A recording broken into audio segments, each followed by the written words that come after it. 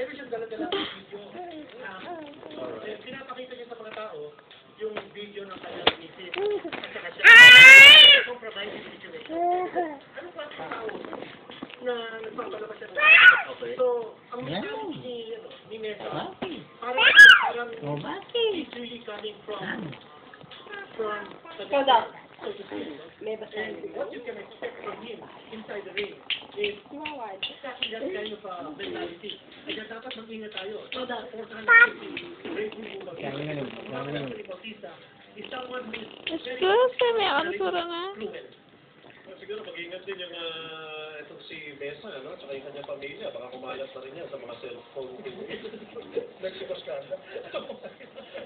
Kanya-kanya ka ba?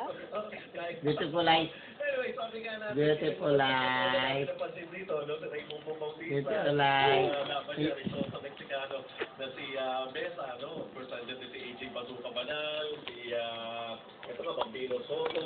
And of course, there are also, Michael Bruce Lee. Meron tayong Bruce Lee dito, Kinito, no? Michael Bruce Lee Domingo laban kay Anthony Matayas. Yan, siyempre, si Anthony Matayas mapapalaban dito kay Michael Bruce Lee Domingo. Dalawang copy na magtatagpo dito. Ayun, Benji, no? Ultimate Bantamweight champion. Si Michael Domingo. Kasi naman ng Tanzania. Pagkagana mo din yun.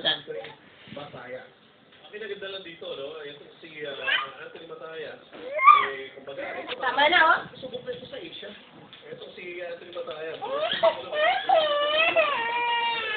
Of course, Tanzanian bantamweight champion. Si Anthony Matayas. 2-4 Ay! report sa Baktang Africa para kay Anthony Matayas. Samantala,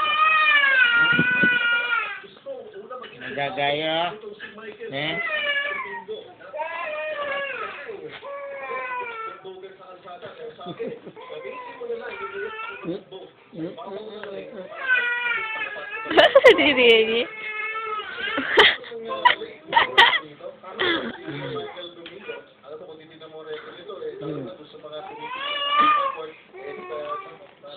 bakit naman ganito ang ito ng Michael Domingo, pero ang importante dito yung mga huling laban ng Michael Domingo, kaya pa ako Veteran na ako, no? He's 28 years old. He's got 49 total fights. Pero yung kanyang most impressive showing was during the World Cup.